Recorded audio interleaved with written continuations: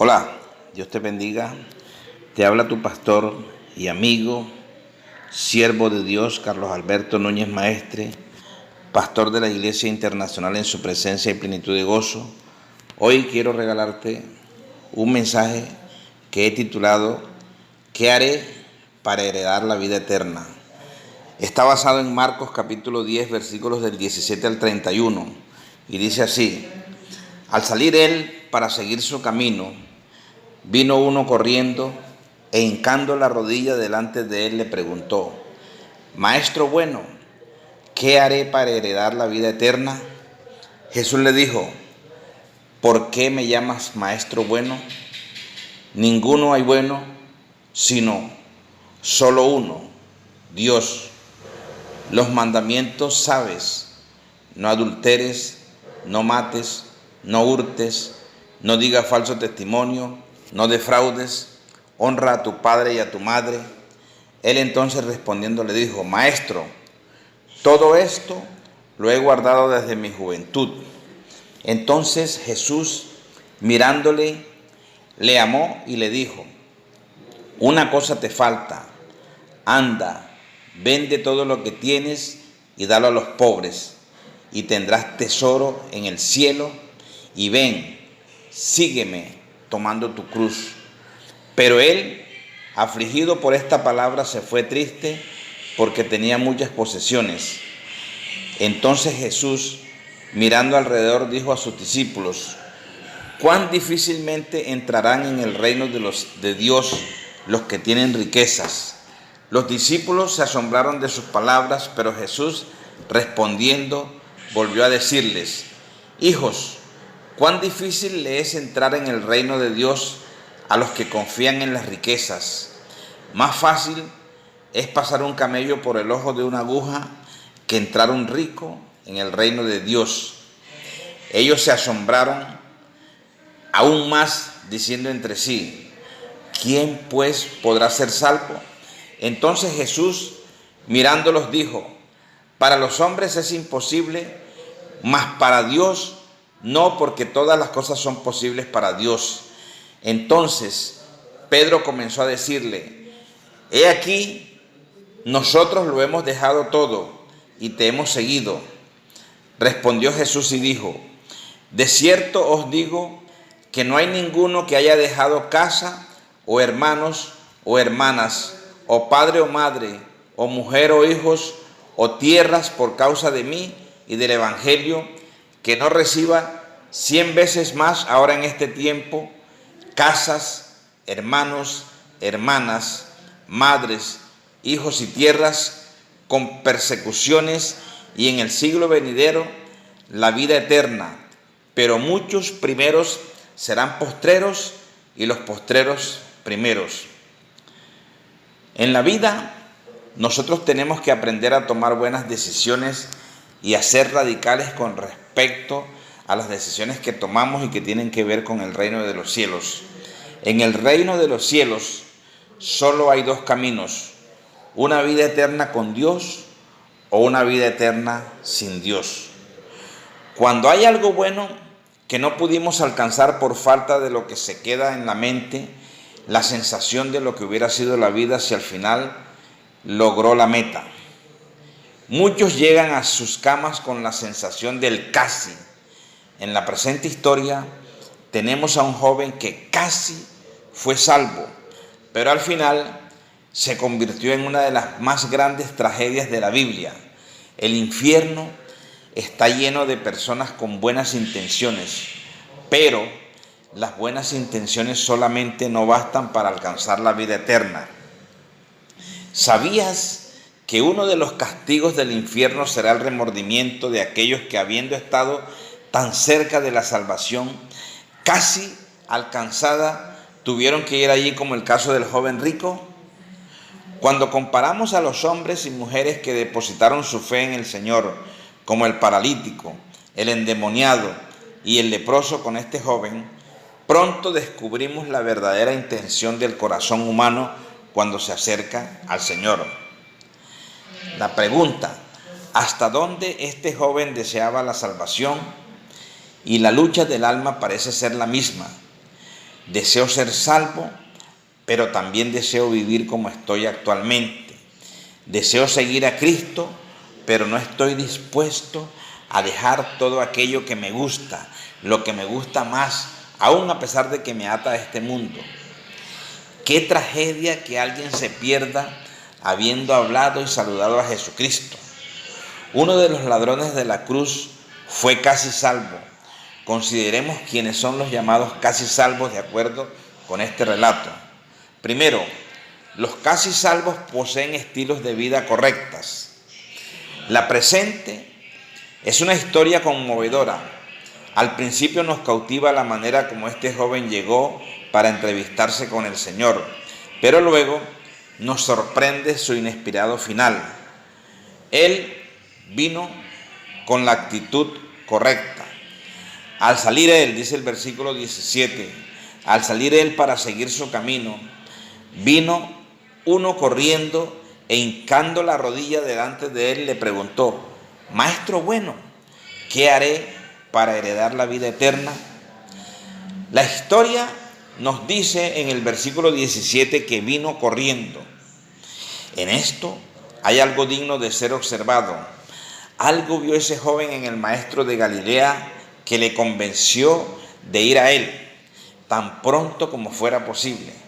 Esta actitud nos habla de la forma como deberíamos venir a Cristo. Es sabido que los pies de muchas personas corren más rápido para seguir a otros dioses que para seguir al Dios verdadero. Pero, peor aún, muchos corren muy rápido para entregarle sus vidas a los placeres antes que venir a entregarle sus vidas al Señor. Este joven nos muestra la importancia de la premura para venir a Cristo. Hay gente buena que acude pronto a Dios, pero sin querer cambiar. Vienen corriendo a Cristo, pero luego se detienen cuando ven cuáles son las exigencias y cuáles son las demandas que están escritas en la palabra de Dios. Él vino con la postura correcta. Se nos dice que vino hincando la rodilla de delante de él.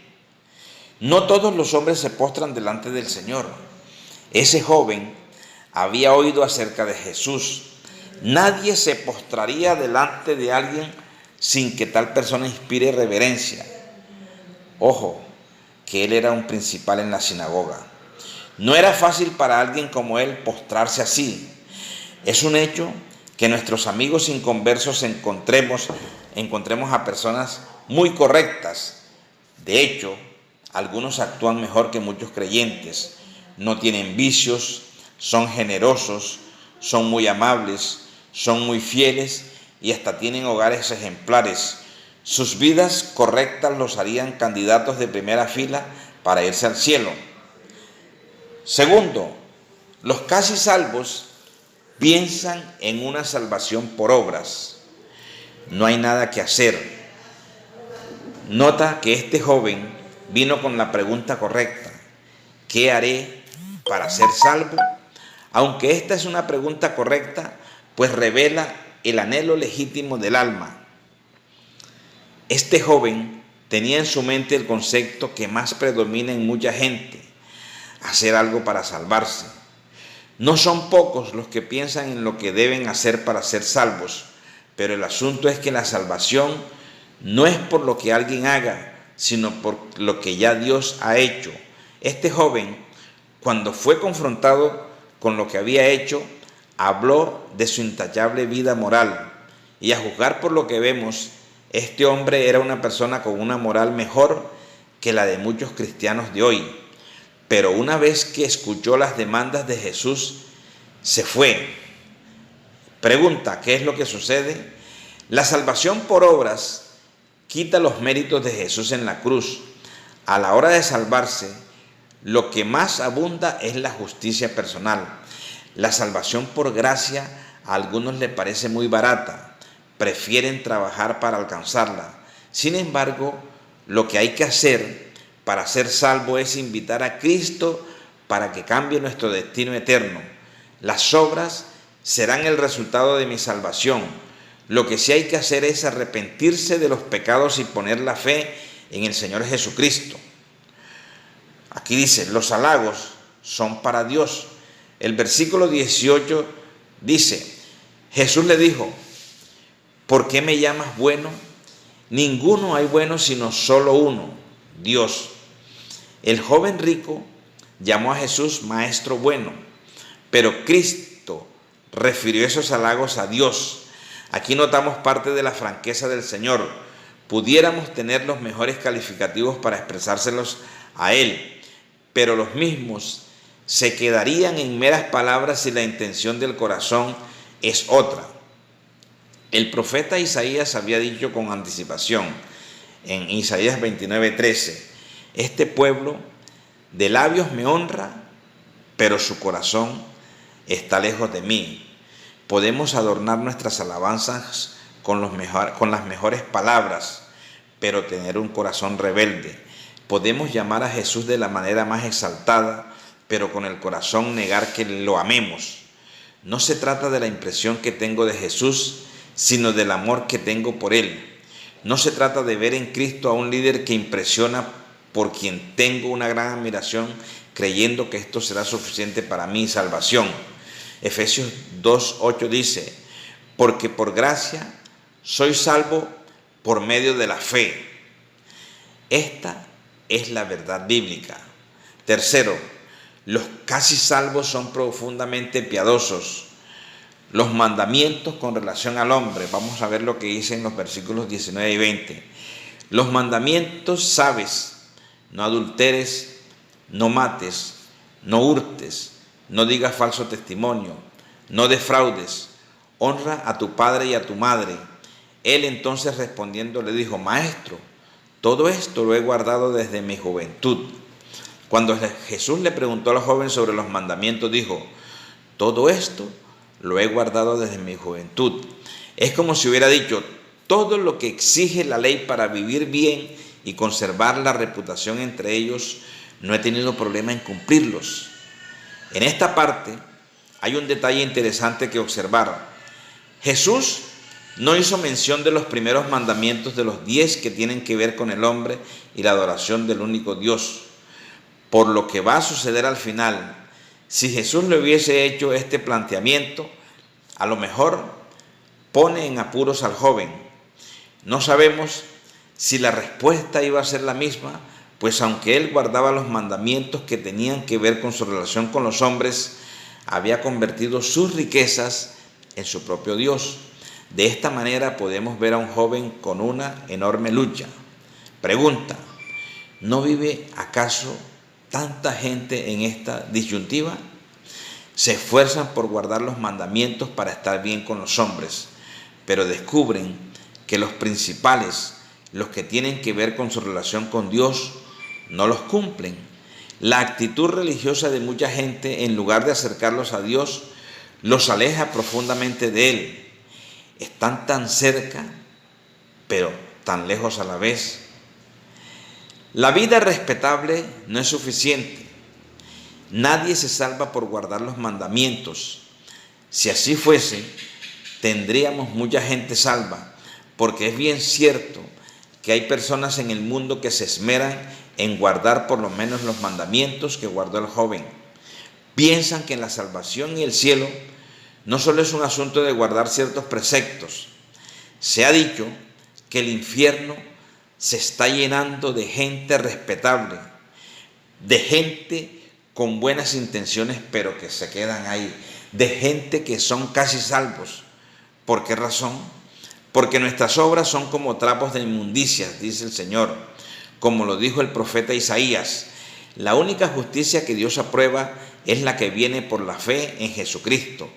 Esto lo afirmamos porque no basta con llevar una vida religiosa si al final no sé si soy salvo. Es una pena que el guardar ciertos mandamientos me haga un hombre o una mujer respetable, pero al final esté perdido. Estoy convencido de que el ladrón de la cruz no fue un hombre respetable, pero le pidió a Cristo que tuviera piedad de él y antes de morir fue salvo. Si el ser religioso asegurara la salvación, ¿por qué este joven tuvo el deseo de ser salvo? Una vida sin Jesús hace a alguien tan perdido como el peor de los pecadores. Cuarto, los casi salvos son muy amados por el Señor. El versículo 21, parte A, dice así: entonces Jesús, mirándole, le amó. ¿Puedes pensar en el tipo de mirada que Jesús le extendió a este varón? Pudo ser una mirada de mucha misericordia, pudo ser una mirada de dolor, pudo ser una mirada que demandaba una respuesta, pudo ser la más compasiva de las miradas para alguien que tiene tan cerca la salvación, pero que al final la pierde. Esta es la mirada para el pecador respetable que vive en su propia justicia. Su amor es de salvación. Muy pronto Jesús estaría colgado sobre un madero. Aquella muerte también era para este joven. Nadie escapa a la finura de la mirada de Jesús. La misma mirada que tuvo Jesús para el joven rico, la tiene para el joven pobre, la tiene para el hombre rico, la tiene para el hombre pobre, la tiene para la mujer rica y la tiene para la mujer pobre. Nadie escapa a la mirada de Jesús en su condición. La mirada hacia aquellos casi salvos tiene que ser más compasiva, más llena de misericordia, porque Él conoce la realidad del infierno. El amor de Jesús por los que se pierden, versículo 21, parte B.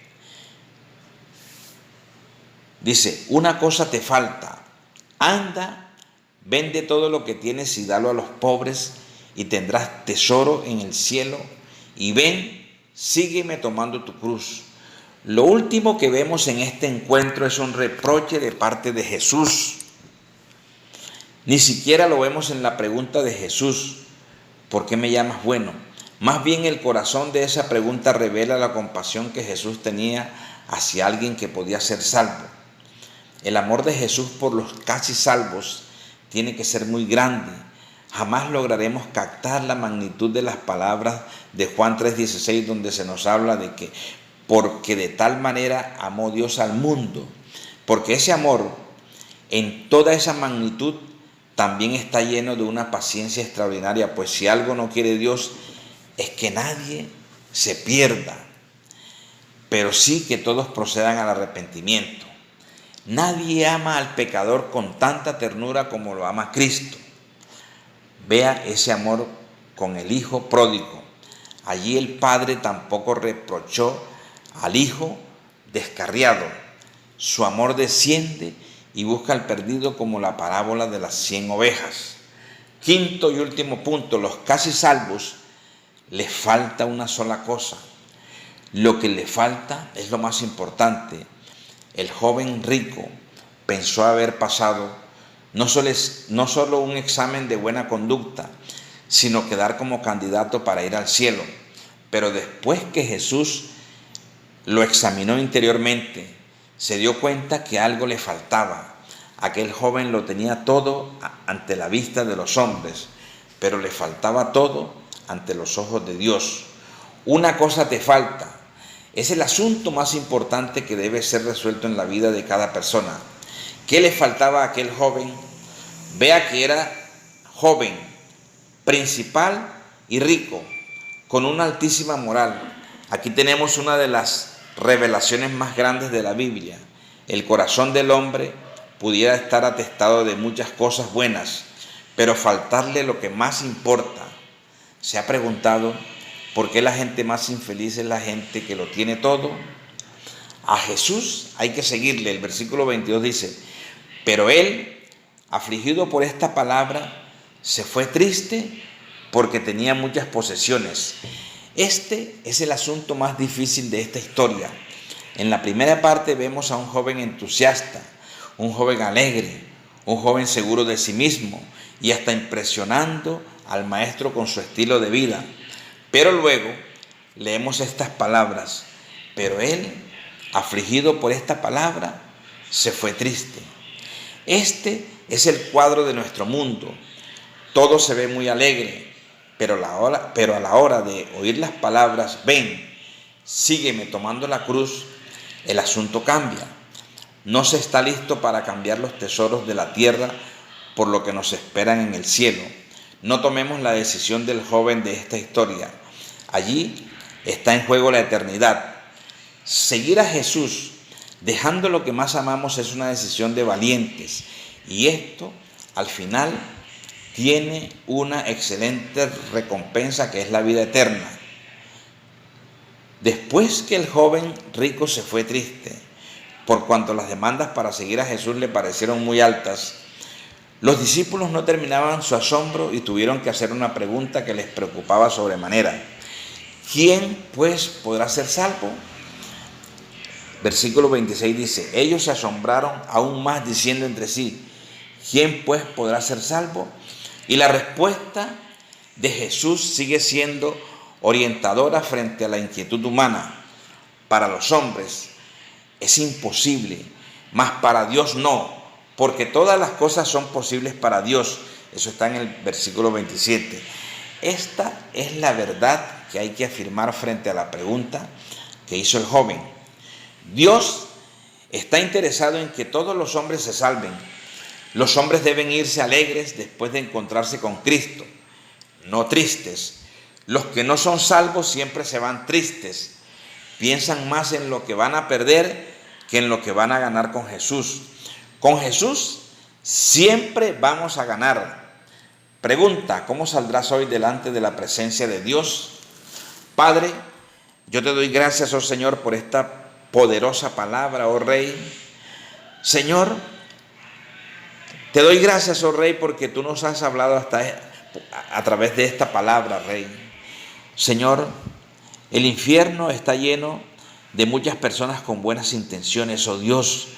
Personas que creen que lo han hecho todo para ti, Señor, pero en realidad les falta hacer lo más importante, oh Dios. Las buenas intenciones no salvan a ninguno, Señor.